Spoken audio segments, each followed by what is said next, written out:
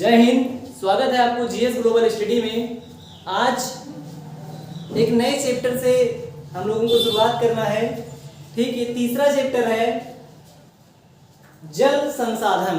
ठीक, तो जल संसाधन ये सामाजिक विज्ञान का तीसरा चैप्टर है जो आज हम लोग शुरुआत करने वाले हैं। तीसरे चैप्टर से जल संसाधन के बारे में देखते हैं कि जल क्या है, ठीक, और इसे संसाधन का रूप कैसे मिला। ठीक, अगर संसाधन का पहला चैप्टर अगर जो हम बताए थे कि संसाधन किसे कहते हैं, अगर याद होगा किसी को कि संसाधन किसे कहते हैं तो शायद संसाधन यहाँ पे जल संसाधन जल्दी समझ में आएगा। तो एक बार रिवीजन करते हैं कि संसाधन किसे कहते हैं।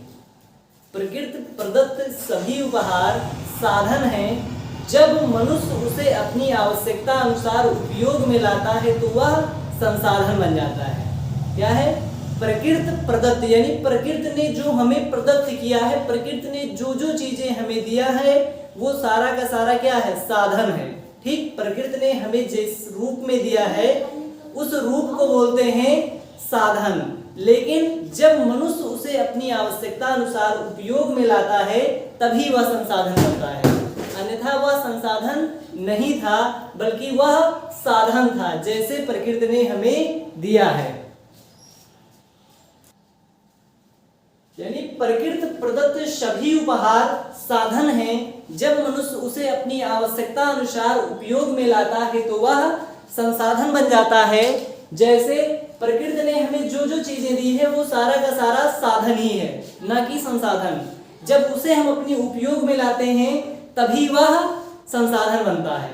ठीक, जैसे मान लो प्रकृति ने हमें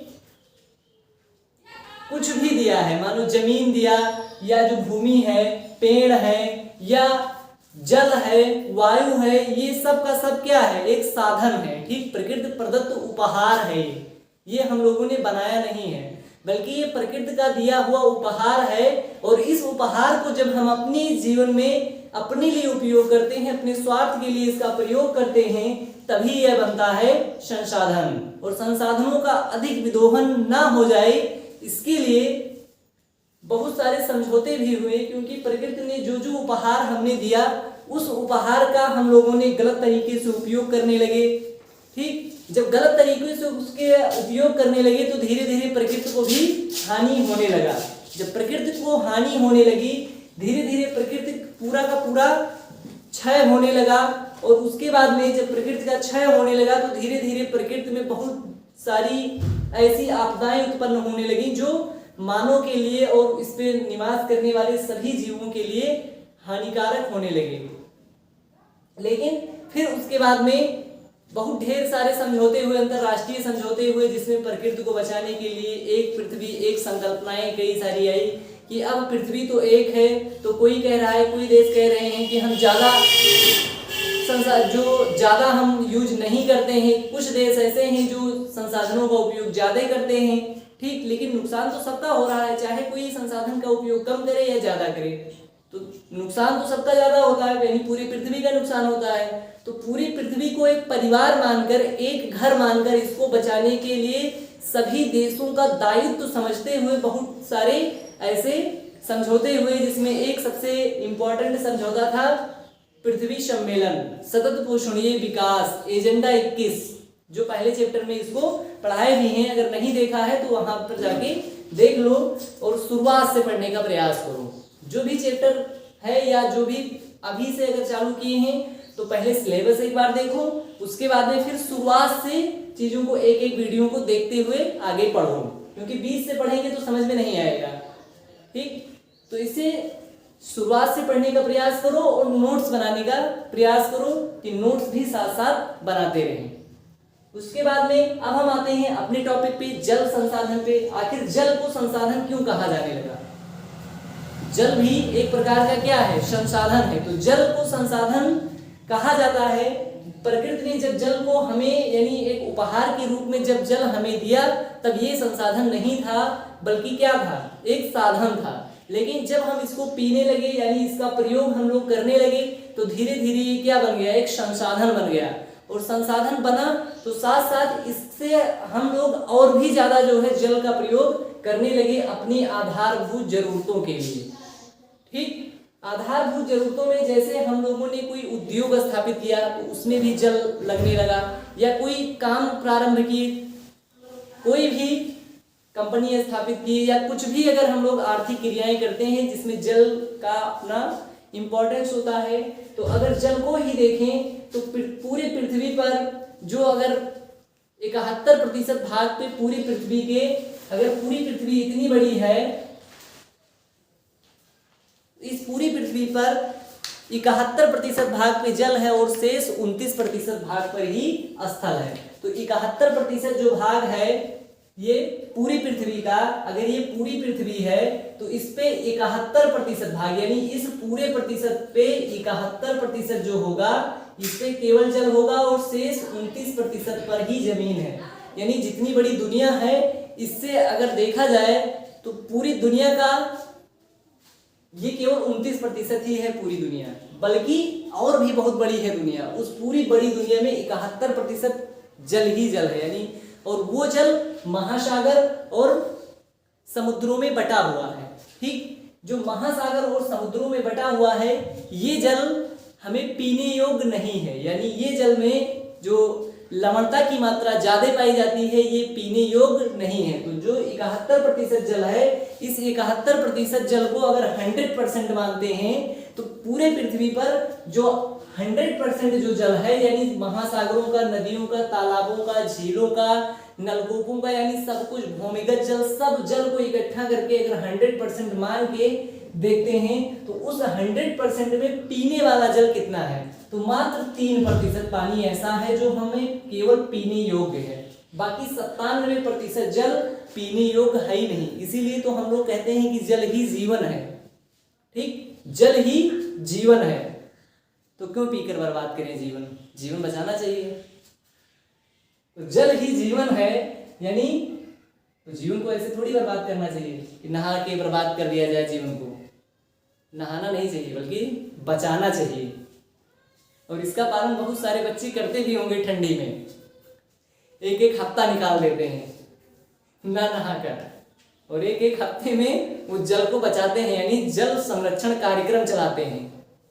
और गाँव में तो किसी किसी के ऊपर तो पूरा एकदम जम जाता है, बिल्कुल इतना लेयर उस लेयर को तो एकदम लगता है कि एकदम वो होता ना घास छीलने वाला खुरपा, गांव में इसको बोलते हैं, उससे लगता है कि उसको धैके रगड़ना पड़ेगा तब वो निकलेगा। इतना ज्यादा वो लोग जल के प्रति वो संरक्षणवादी हो जाते हैं, जब जल बचाते हैं। जल नहीं बचाते, वो लोग जीवन बचाते हैं, ठीक, क्योंकि जल ही जीवन है।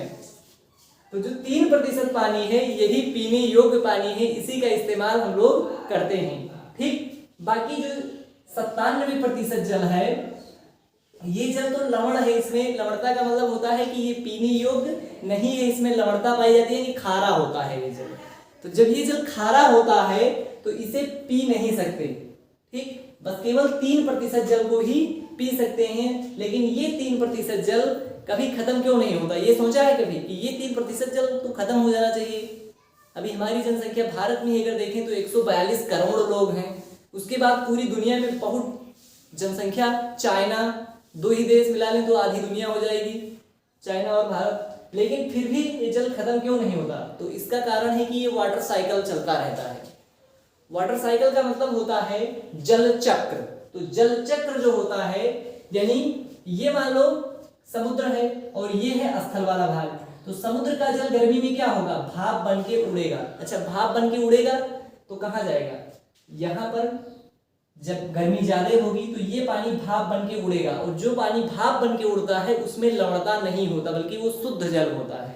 जब ये भाप बन के उड़ेगा, उड़ के जाएगा, फिर ये बादल बनेगा, बादल बनेगा तो फिर बादल बनने के बाद में ये फिर जाएगा, आगे की ओर बढ़ेगा। आगे जब इसमें इस बादल में बहुत सारा पानी हो जाएगा, पूरा भर जाएगा बादल पानी से, फिर वो चलेगा धीरे धीरे, एकदम आराम से एकदम चलता रहेगा। एकदम जैसे जो है एक पैर लगाने के बाद में कोई व्यक्ति है रखता है एक पैर यहाँ है तो ऐसे ऐसे चलता है एकदम आराम से।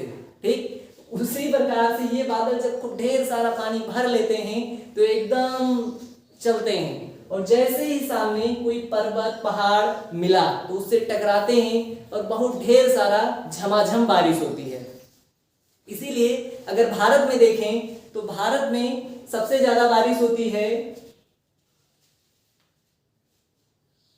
इधर देखे होंगे, एक इधर है गारो खासी जयंतिया की पहाड़ी, गारो खासी जयंतिया की पहाड़ी।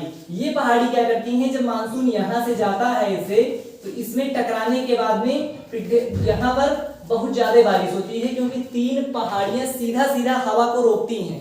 तो जब हवा को रोकती हैं तो हवा ऊपर उठेगा और बादलों से टकराएगा, और जैसे ही टकराएगा वो वहीं पर बारिश चालू हो जाएगा। और यहीं पर दुनिया में सबसे ज्यादा बारिश होती है। वो कहाँ पर होती है दुनिया में सबसे ज्यादा बारिश? मेघालय यानी मासिनराम में, चेरापूंजी नामक स्थान पे, मासिनराम चेरापूंजी नामक स्थान पे दुनिया में सबसे ज्यादा बारिश होती है, वो भी भारत में। ठीक, तो उसका कारण ये है कि ये 3 पहाड़ियां हवा जाने ही नहीं देती, क्योंकि इधर अभी जैसे एकदम मान लो एकदम पूरा ओवरलोड है, चल रहा है एकदम झूमते हुए, और झूमते हुए गया, अगर सामने कोई बढ़िया नाला मिल गया तो उसी में चला जाएगा। तो उसी प्रकार से ये बादल भी हैं कि यहाँ ये जो 3 पहाड़ी रूप नाला है इसमें जाके टकराते हैं और यहीं पर दुनिया में सबसे ज्यादा बारिश होती है। ठीक, तो भारत में तो सबसे ज्यादा होगी ही होगी, बल्कि पूरी दुनिया में जो बारिश होती है वो यहीं होती है। ठीक, उसके बाद में देखते हैं जल, ये हो गया बारिश वाला, इसको मिटा देते हैं, ये फिर बाद में देखा जाएगा।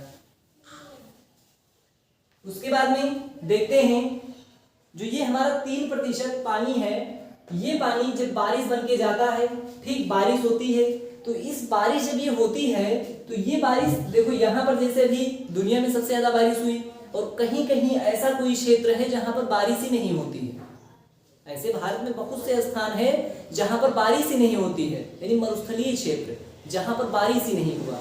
एक ऐसा क्षेत्र जहां पर दुनिया में सबसे ज्यादा बारिश, यानी एक क्षेत्र ऐसा भी है जहां पर एकदम बाढ़ आ गया, एकदम भयंकर, लोग बहे जा रहे हैं, गाड़ी मोटर सबकी बह रही है एकदम फुल स्पीड में। और एक और ऐसा भी क्षेत्र है जहां पर एक एक बूंद पानी के लिए लोग तरस रहे हैं, यानी वहां बारिश ही नहीं होती है।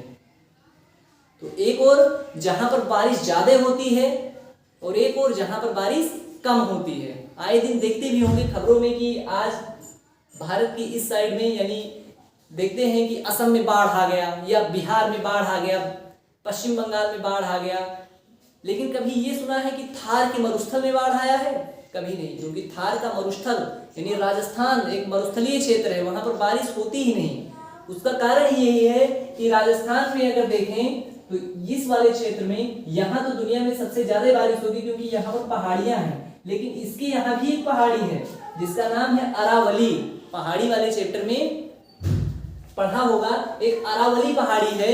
इस अरावली में अगर देखते हैं तो यहाँ से ऐसे मानसून ऐसे निकल जाता है, बल्कि ये पर्वत जो है बूढ़ा हो चुका है, इसमें क्षरण हो गया है, और इसके सामान यानी इसके जो जैसे हवा ऐसे जाती है तो हवा इसमें टकराने के लिए इसकी इस पहाड़ी को ऐसे होना चाहिए तब हवा टकराती, लेकिन ये पहाड़ी ऐसे ना होके ऐसे है, तो हवा इससे सटके निकल जाती है, बादल निकल जाते हैं, बारिश नहीं होती है। तो ये क्षेत्र हो गया सूखा प्रभावित क्षेत्र, और भी इधर वाले क्षेत्र हैं ये बाढ़ प्रभावित क्षेत्र। तो यानी एक स्थान ऐसा भी है जहां पर दुनिया में सबसे ज्यादा बारिश होती है, और एक स्थान ऐसा है जहां पर बहुत कम बारिश होती है, यानी मात्र 25 सेंटीमीटर वर्षा के आसपास। यानी वर्षा का मापन किया जाता है ये 25 सेंटीमीटर, 200 सेंटीमीटर। आए दिन अखबारों में या टीवी चैनलों में सुनते होंगे कि आज बारिश 200 सेंटीमीटर हुई, या उत्तर भारत में जो उत्तर प्रदेश है यहाँ पर औसत वार्षिक वर्षा 200 सेंटीमीटर का है, ये भी देखते होंगे। तो ये वर्षा मापक यंत्र होता है, ठीक, एक यंत्र होगा इस प्रकार से, ठीक, और इसमें स्केल के जैसे ऐसे नंबर लिखा होता है, ठीक, और इसका जो है एक मानक होता है कि इसका मुख केवल इतना ही चौड़ा रहेगा, ठीक, और इसको ऐसे ले जाकर, ये काफी जो है इसकी बनावट ऐसे होती है, मतलब आराम से रखने वाला, ऐसा नहीं कि भरो पानी बरसे फिर उलट जाएगा, मतलब इसका बनावट होता है। लेकिन इसके अंदर ऐसे ही यहाँ पर तमाम यहाँ पर नंबर लिखे होते हैं 1 2 3 ऐसे करके। तो जब बारिश होती है तो इसको ले जाके छत के ऊपर रख दिया जाता है। जब बारिश होती है तो इसमें केवल एक ही बूंदे जा सकती है, इस प्रकार से इसको डिजाइन किया जाता है। जब एक एक बूंदे जाती रहती हैं और जब देखते हैं कि बारिश के मौसम में, पूरे बारिश के मौसम में जब बारिश होगी तो इसको बाहर रख दिया जाएगा, फिर बारिश जाएगी फिर इसको हटा दिया जाएगा। ठीक, तो जब देखते हैं कि इसमें पूरे बारिश का जब आकलन करते हैं तो देखते हैं कि यहाँ पर कहाँ तक पानी पहुंचा। मान लो यहाँ पर है 150 सेंटीमीटर, तो कहेंगे कि इस साल भारत में यानी उत्तर भारत में केवल 150 सेंटीमीटर की बारिश हुई है। मान लो यहाँ पर 200 सेंटीमीटर तक बारिश हो गया, तो कहेंगे इस बार उत्तर भारत में या जहाँ पर इसको नापेंगे कहेंगे कि वहां पर इतनी बारिश हुई है। ठीक, तो ये था वर्षा मापी यंत्र, यानी वर्षा को नापना, वर्षा को भी नापते हैं। उसके बाद में फिर देखते हैं अगला कि जिस भारत यानी भारत के जिस क्षेत्र में सूखा है और एक क्षेत्र में बाढ़ है, तो कोई ऐसा काम किया जाए कि बाढ़ वाली समस्या भी खत्म हो जाए और सूखे वाली समस्या भी खत्म हो जाए। तो इसके लिए सरकार ने, यानी सरकार क्या, इंजीनियरों ने, सरकारों ने एक जुगाड़ लगाया। वो जुगाड़ था कि एक ऐसी योजना लाया जाए, एक ऐसी परियोजना लाई जाए जिससे जहां पर बाढ़ ज्यादा होती है उस बाढ़ को कंट्रोल कर लिया जाए और जहां पर सूखा है उस बाढ़ का पानी सूखे क्षेत्र तक पहुंचा दिया जाए। तो इसके लिए बहुत सारी परियोजनाएं आई और इन परियोजनाओं में जो परियोजनाएं लागू की गई उसे बोला गया बहुउद्देशीय परियोजना। अभी मान लो यहाँ पर मान लो सबसे ज्यादा बारिश होती है, तो यही नहीं मान लो उत्तर प्रदेश में बारिश ज्यादा होती है, ठीक, इधर पंजाब में बारिश ज्यादा होती है, मध्य प्रदेश में बारिश ज्यादा होती है, महाराष्ट्र में बारिश ज्यादा होती है। तो जो यहाँ सब बारिश ज्यादा होती है तो यहाँ क्या करेंगे कि जो सूखा प्रभावित क्षेत्र है, बाढ़ की समस्या यही है कि पानी बहुत तेजी के साथ आएगा और बहुत तेजी के साथ चला भी जाएगा। ठीक, और उसके रास्ते में आने वाले जितने भी जो हमारे घर और जो भी मिलेगा रास्ते में सबको तोड़ते फोड़ते हुए वो लेकर चला जाएगा। बाढ़ की यही एक खासियत है कि बहुत तेजी से, यानी पानी का बहाव बहुत तेज होगा, उसमें तमाम घर, बिल्डिंग्स और गाड़ी मोटर सब कुछ बह जाते हैं। तो इन बहाव को रोकने के लिए कोई एक ऐसा प्लान चाहिए था कि पानी जब बारिश हो तो पानी बहे ना फुल स्पीड से, बल्कि उसको कहीं स्टोर कर लिया जाए और स्टोर करने के बाद में इसको धीरे धीरे छोड़ा जाए। तो धीरे धीरे छोड़ने से फायदा एक तो ये होगा कि जिस और एक और लोग यानी पानी से मर रहे थे और एक और बिना पानी के लोग मर रहे थे, तो इन दोनों की समस्या का जो समाधान हो जाएगा। क्योंकि इस क्षेत्र में जहां बाढ़ आता है यहाँ इतना पानी हो जाता था कि लोग पानी से मर जाते थे और यहाँ इतना कम पानी होता था कि लोग प्यास से मर जाते थे, यानी बिना पानी के मर जाते थे, अकाल पड़ जाता था। तो सरकार ने दिमाग लगाया कि अब कोई ऐसी योजना लाते हैं जिससे इन दोनों की समस्या सॉल्व की जा सके। तो इसके लिए एक बांध बहुउद्देशीय परियोजना लाया गया। इस बहुउद्देशीय परियोजना का उद्देश्य होता था कि एक बड़ा सा बांध बनाओ, जब बारिश हो तो उसमें बारिश के जल को स्टोर रखो, ऐसे मत जाए, ऐसे जाएगा तो बहुत सारा नुकसान होगा, अपरदन, मिट्टी का अपरदन होगा और ऐसी बहुत सारी प्राकृतिक घटनाएं होंगी। तो इसको यहाँ पर स्टोर करो, नीचे नहर बनाओ। ठीक, अब ये नहर बना लोगे तो जैसे मान लो यहाँ पर सूखा है, ये क्षेत्र सूखा है, ये क्षेत्र सूखा है, तो यहाँ नहर रहेगा, पानी यहाँ से इस वाले नहर में भेज देंगे, यहाँ आ जाएगा। ये क्षेत्र सूखा है, एक नहर यहाँ से निकाल दिए यहाँ, तो यहाँ से पानी यहाँ आ गया, इनकी भी समस्या खत्म क्योंकि यहाँ पर बाढ़ नहीं आएगा अब। और इनकी भी समस्या खत्म कि यहाँ पर ये वाला पानी जो यहाँ बारिश होता है इसको धीरे धीरे करके यहाँ भेजेंगे, तो यहाँ भी समस्या खत्म, यहाँ भी समस्या खत्म। और जो सूखा वाले क्षेत्र थे इनकी भी समस्या खत्म। जो नदियाँ मई जून में या गर्मी के दिनों में सूख जाती थी उन नदियों की भी समस्या खत्म। नदियों, नहर के माध्यम से नदियों में भी पानी छोड़ते रहते हैं धीरे धीरे, तो क्या होंगी, यानी नदियाँ सदावाहिनी होंगी, यानी नदियाँ भी धीरे धीरे वो सूखेंगी नहीं बल्कि बहती रहेंगी। इससे भी बहुत फायदा है कि नदी में जितने भी जीव जंतु रहते हैं वो बिना पानी के मर जाते थे, वो भी अब जीवित रहेंगे। तो इससे जो है एक बांध बनाने से कितना फायदा हुआ, और सबसे मेन फायदा ये हुआ कि जब नहर बनाया गया तो बीच में यहाँ पर लगा दिया गया टरबाइन, यहाँ पर, और यहाँ पर टरबाइन लगा के जब जल को छोड़ा जाता है तो थोड़ा स्पीड से छोड़ते हैं, और यहाँ पर टरबाइन लगा दिया गया, और जब टरबाइन पर पानी छोड़ा गया तो टरबाइन घूमा, और जैसे ही टरबाइन घूमा तो यहाँ पर बिजली बन गई। यानी इसी एक बांध से देखो कितनी सारी जो है उद्देश्यों की पूर्ति की गई। एक और जहां पर यहाँ पर पानी की कमी को पूरा किया गया और दूसरी ओर बाढ़ को भी नियंत्रित किया गया और बिजली भी बनाया गया। यानी एक योजना से, इसीलिए इसका नाम पड़ा बहुउद्देशीय परियोजना। ठीक, जो आगे हमको अभी कंटिन्यू करके पढ़ना है कि बहुउद्देशीय परियोजनाओं, भारत में जो भी बहुउद्देशीय परियोजना है, ये बहुउद्देशीय परियोजना बहुत इंपॉर्टेंट है बोर्ड एग्जाम की दृष्टि से और अन्य एग्जामों की दृष्टि से भी ये इंपॉर्टेंट है। बोर्ड में तो ये मैप पे ज्यादा आता है कि वह स्थान जहां पर हीराकुंड बांध स्थित है, वह स्थान जहां पर भांगड़ा नागल परियोजना स्थित है, भारत का सबसे ऊंचा बांध कौन सा है, ऐसे करके क्वेश्चन आता है 1 नंबर में और मैप में। क्योंकि इस 2 चैप्टर से, दूसरे और तीसरे चैप्टर से बोर्ड एग्जाम में लिखने के लिए नहीं आएगा, केवल और केवल टिक करने के लिए और मैप पे आता है। तो यहाँ पर ज्यादातर मैप पे आएगा, तो मैप वाला भी समझेंगे और साथ ही साथ इसको भी समझते चलते हैं। ठीक, तो यहाँ पर एक बहुउद्देशीय परियोजना से कितनी फायदा हुआ, सूखा, जो सूखा प्रभावित क्षेत्र थे उसको भी पानी मिल गया, यानी वो भी हरा भरा हो गया। जो नदियां सूख जाती थी वो नदियां भी अब नहीं सूखेंगी और यहाँ पर बाढ़ को नियंत्रित कर लिया गया, जहां पर बाढ़ आते थे उस बाढ़ को भी नियंत्रित कर लिया गया और साथ ही साथ यहाँ पर बिजली भी बना दिया गया।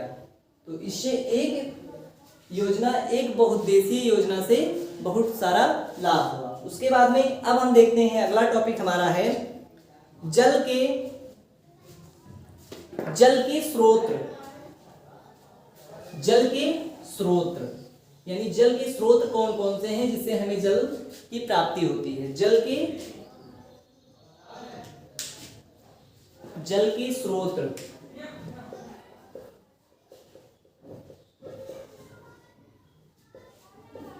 जल के स्रोत, तो जल के स्रोत देखते हैं तो सबसे बड़ा स्रोत जल का कौन सा है, तो सबसे बड़ा स्रोत है, ऐसे सोच के बताओ कि जल के सबसे बड़ा स्रोत कौन सा है। अभी 97% कहां पर जल था, तो सबसे बड़ा स्रोत था वो है महासागर या समुद्र। जल का सबसे बड़ा स्रोत, अभी यहाँ पीने और ना पीने वाली बात नहीं है, यहाँ पर जल के स्रोत की बात की जा रही है कि जल का सबसे बड़ा स्रोत क्या है, तो जल का सबसे बड़ा स्रोत है यहाँ पर समुद्र। उसके बाद समुद्र के बाद में फिर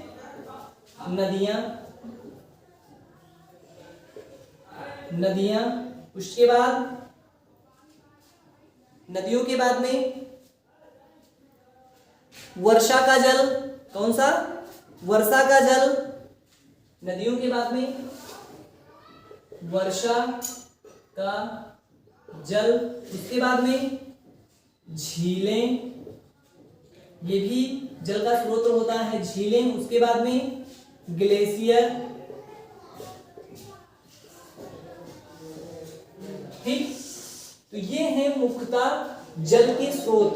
जल की प्राप्ति हमें इन्हीं स्थानों से, अभी इसमें नदियों में नदी, तालाब, झील ये सब अलग है, जैसे झील में ही तालाब को भी जोड़ दो, झील और तालाब, ग्लेशियर, तो ये सारे के सारे हैं जल के स्रोत। जल के स्रोत हैं समुद्र, नदियां, वर्षा का जल, झीलें, तालाब, ग्लेशियर, इतने हैं जल के स्रोत। अब इनको देखते हैं कि जल, हमें जो जल प्राप्त होते हैं वो इन्हीं से प्राप्त होते हैं। ठीक, अब इसके बाद में जो हमारा अगला हेडिंग होगा वो है जल के प्रकार। ठीक, जल के प्रकार, जल कितने प्रकार के होते हैं, जल के प्रकार। तो हमारे जल के स्रोत यही हैं, अभी इसमें अभी बताए ही हैं कि समुद्र से, और यहाँ पर एक ये ग्लेशियर आया है, ग्लेशियर शब्द आया है, बाकी सारा जानते होंगे कि वर्षा से भी हमें जल की प्राप्ति होती है, नदियों द्वारा भी जल की प्राप्ति होती है, समुद्र द्वारा भी जल का प्राप्त होता है, झीलों में भी जल होता है, प्राप्त होता है, तालाब होगा ही, सबके सबने देखा होगा, अपने अगल बगल नहाए भी होंगे। ठीक, तो यहाँ पर तो उसके बाद में ग्लेशियर देखते हैं। ग्लेशियर का मतलब होता है अगर कोई पहाड़ है, ठीक, ऐसे अगर कोई पहाड़ है तो इस पहाड़ पे यहाँ पर ठंडी ज्यादा होगी। जैसे जो भारत में बहुत सारे ग्लेशियर हैं, जिसमें एक बहुत फेमस ग्लेशियर है सियाचिन, और ऐसे करते हुए बहुत सारे पूरे विश्व में जैसे जैसे उत्तर की ओर जाएंगे, उत्तरी गोलार्ध में ग्लेशियर मिलना प्रारंभ होंगे, यानी ग्लेशियर, उत्तरी ग्रीनलैंड, ये सब क्या है, ये सब यहाँ पर ग्लेशियर ज्यादा है। ग्लेशियर का मतलब होता है इस पहाड़ के ऊपर जमा हुआ बर्फ, इस पहाड़ के ऊपर जमा हुआ बर्फ। इस पहाड़ के ऊपर इतने दिन से बर्फ जमा हुआ है कि यहाँ पर लगभग पिछले 100 सालों से ये बर्फ नहीं पिघला हो, पिछले 100 सालों से ये बर्फ ना पिघला हो, इतने दिन से ये बर्फ यहाँ पर जमा हो, तो इसी को बोलते हैं ग्लेशियर। ये बर्फ पिघलता नहीं है। अगर भारत में ही देखें तो सियाचिन, सियाचिन नाम सुना होगा, इस सियाचिन, तो सियाचिन में भी ये क्या है, ये बर्फ वहां पर जमे हैं। वो जो सियाचिन में जो बर्फ है वो बर्फ पिछले 100 साल से नहीं पिघले हैं। और ऐसे करके पूरी दुनिया में जैसे जैसे उत्तर की ओर जाएंगे वैसे वैसे ग्लेशियर ज्यादा मिलेंगे। और उसके बाद में फिर सबसे लास्ट यानी उत्तरी गोलार्ध पे जाएंगे तो वहां और ज्यादा बर्फ मिलेगा जो लगभग 2000 साल से नहीं पिघला हो। तो ये बर्फ बहुत, लगभग ये बर्फ बहुत पुराने बर्फ है जो कभी नहीं पिघले ने। 100 तो एक छोटा मानक है, ये 100 से भी बहुत ज्यादा यानी हजारों साल से ये बर्फ नहीं पिघले हैं। तो ये भी जल के एक स्रोत होते हैं। पृथ्वी का तापमान बढ़ रहा है यानी वैश्विक तापन की स्थिति आ रही है। और वैश्विक तापन आए दिन अखबारों में सुनते होंगे कि वैश्विक तापन की स्थिति बढ़ रही है। क्या है ये वैश्विक तापन? तो वैश्विक तापन का मतलब है कि जब पृथ्वी का तापमान बढ़ेगा तो ये जो ग्लेशियर हैं ये धीरे धीरे तापमान ज्यादा होगा तो पिघलेंगे। और जब ये पिघलेंगे तो हमारी पृथ्वी पर बहुत सारे ग्लेशियर हैं। अगर सारे ग्लेशियर पिघल गए तो जो भी समुद्र तटीय देश हैं वो देश धीरे धीरे जलमग्न हो जाएंगे, यानी उनकी जो तटीय इलाके हैं वो डूब जाएंगे। भारत में भी ये खतरा बहुत ज्यादा है, क्योंकि भारत में अगर देखें तो ये अगर समुद्र तटीय हैं तो अगर पूरा ये सारा ग्लेशियर पिघल गया और ग्लेशियर पिघलने के बाद नदी में जाएगा, और नदियां जाहिर सी बात है कि वो समुद्र से जुड़ी होती हैं, कि हर नदियां कहीं ना कहीं समुद्र से जुड़ी होती हैं। तो वो नदियां जब ग्लेशियर पिघलेगा तो वो कहाँ जाएंगी? नदी में जाएंगी। और नदी से बह के नदियां लाके समुद्र में उस जल को रोकेगा, छोड़ेगा। और समुद्र का जल स्तर बढ़ेगा तो जो किनारे किनारे ये क्षेत्र हैं ये धीरे धीरे डूबने लगेंगे।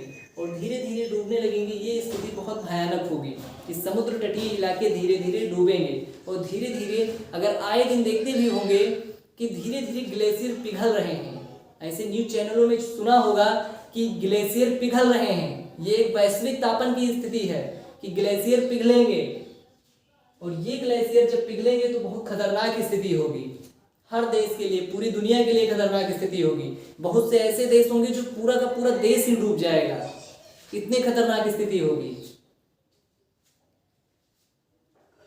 ठीक, तो ये ग्लेशियर भी क्या है? एक जल के स्रोत हैं। और ये समझो हमारा एक कठोर जल है, मतलब रखा हुआ है। सारे के सारे जल क्या होते हैं? द्रव अवस्था में होते हैं। ये सारे के सारे द्रव अवस्था में होते हैं, लेकिन ये जल जो होता है ये कठोर अवस्था में होता है, यानी ठोस अवस्था में।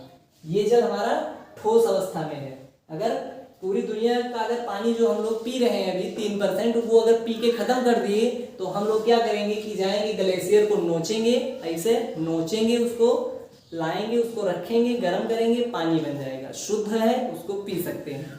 ठीक, उसके बाद में ग्लेशियर भी समझ में आ गया क्या है। ठीक, और ये जल के स्रोत भी होते हैं। उसके बाद में अब हम देखते हैं जल के प्रकार। जल के स्रोत हो गए, अब जल के प्रकार देखते हैं। जल के प्रकार, जल के प्रकार, जल के भी प्रकार होते हैं, बिल्कुल होते हैं।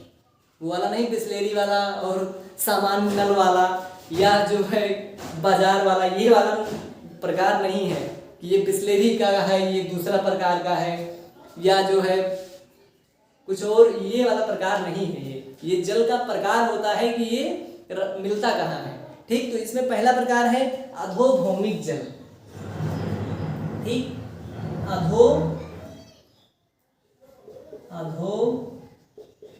अधोभौमिक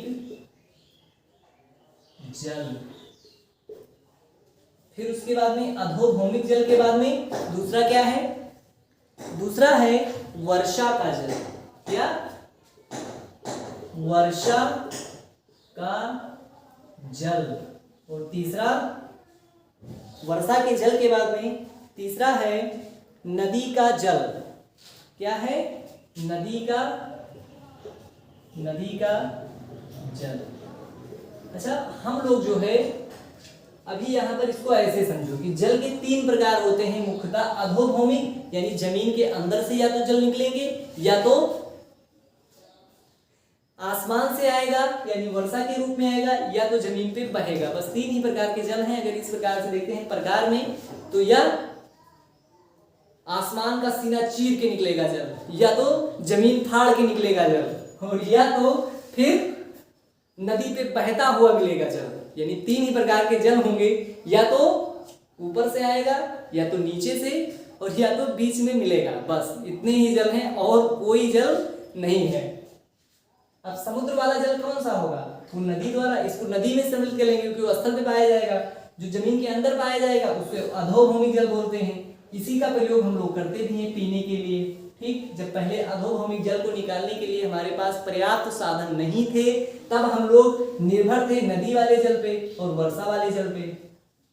सबसे ज्यादा शुद्ध होता है वर्षा वाला जल, क्योंकि इसमें शुद्ध वैसे जमीन वाला भी होता है और वर्षा वाला भी होता है। नदी में बहुत सारा, पहले नदी का पानी हम लोग पीते थे आज से 500 साल पहले, यानी जो हमारे पूर्वज थे वो 500 साल या 1000 साल पहले नदी का ही जल पीते थे। अगर 2000 साल पहले देखें तो नदी के किनारे ही लोग, जैसे आज हाईवे के किनारे लोग घर बनवाते हैं, हाईवे का डिमांड है हाईवे के किनारे, वैसे ही नदी के किनारे की जमीन की डिमांड थी पहले 2-3 हजार साल पहले। वहां पूरी की पूरी सभ्यता होती थी। जैसे आज हाईवे की जमीन फीट में बिकता है, उसी प्रकार से पहले नदी के किनारे का जो भूमि होता था वो फीट में बिकता था। तो उसका कारण यही था कि हमें पानी पीने के लिए नलकूप नहीं थे हमारे पास, तो हमें निर्भर रहना पड़ता था नदियों पर। लेकिन आज के युग में नदियों को इतना प्रदूषित कर दिया गया है कि नदियों का पानी अब पीने योग्य नहीं बचा है। वर्षा का जल शुद्ध होता है क्योंकि ये महासागर से भाप बन के उड़ते हैं, और जब भाप बन के ये जल उड़ते हैं तो बिल्कुल केवल शुद्ध जल ही भाप बन के उड़ता है। जितने भी उसमें लवणता होती हैं या अशुद्धियां होती हैं वो नीचे रह जाते हैं। अगर इसका यानी अगर इसका प्रयोग करना है तो एक पानी लीजिए, एक भगोना पानी लो, मतलब थोड़ा लो, इतना नहीं कि उसको गर्म करते करते पूरा 2-3 दिन लग जाए। थोड़ा सा पानी लो, एक कटोरा लो, ठीक, एक कटोरा पानी लो और उसमें नमक डालो, इतना नमक, ठीक, लगभग इतना नमक डालो और इतना पानी लो और उसको नीचे गर्म करो। जब गर्म करोगे तो उसमें और भी अशुद्धियां मिला दो इस सारे जल में।